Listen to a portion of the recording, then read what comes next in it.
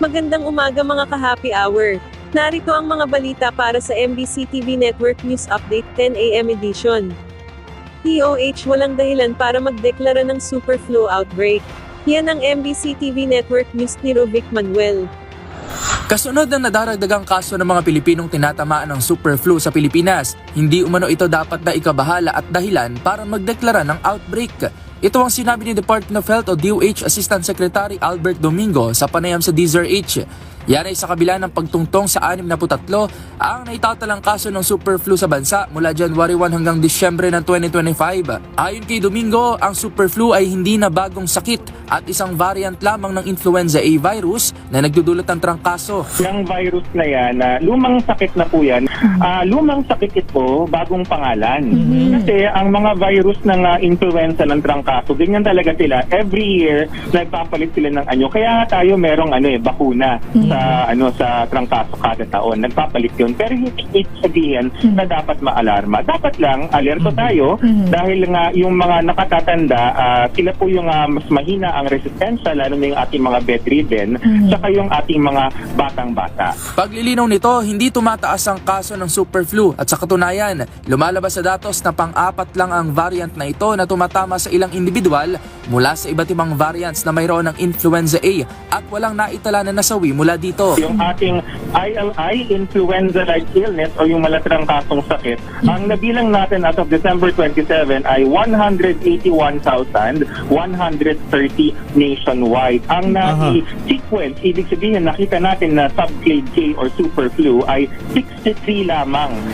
Ilan umano sa mga sintomas niyan ay walang pinag-iba sa pangkaraniwang trangkaso tulad ng ubo, sipon, lagnat at pananakit ng katawan. Sa madaling salita, ayon kay Domingo, walang dahilan para magdeklara ng outbreak sa super flu dahil walang malaking pagtaas ang naitatalang kaso dito.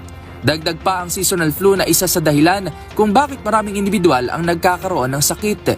Paalala ng DOH, ugaliin pa rin na maghugas ng kamay, magpahinga sa bahay kung sakaling makaramdam na ng sintomas, voluntary na pagsusot ng face mask kung kailangan at kumain ng masustansyang pagkain dahil resistensya ng ating katawan ang nangungunang panlaban sa sakit na ito. Tiniyak naman ng kagawaran na may sapat silang ospital na patuloy na nagmamonitor sa kaso ng super flu. Para naman sa bakuna, maaaring makipag-ugnayan sa health centers ng bawat LGU, gayon din sa ilang bagong urgent care and ambulatory service o bukas centers o sa outpatients department ng DOH sa buong Pilipinas.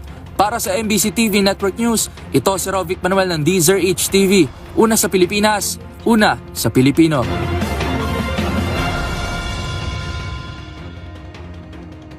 Samantala, sapat na tauhan at kagamitan tiniyak ng AFP sakaling itaas pa ang alert level sa Bulkang Mayon. Dahil sa nagpapatuloy na pag-aalboroto ng Bulkang Mayon, tiniyak ngayon ng Armed Forces of the Philippines na may sapat silang mga tauhan at kagamitan sakaling itaas pa ang alert status nito.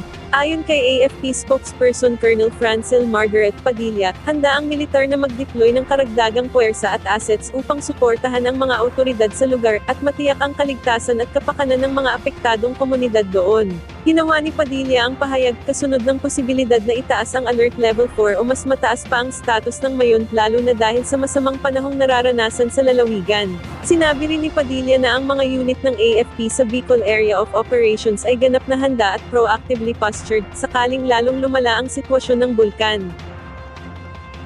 At yan ang mga balita para sa MBC TV Network News Update 10 AM edition. Abangan ang mga susunod na balitaan mamaya para sa 11 AM edition.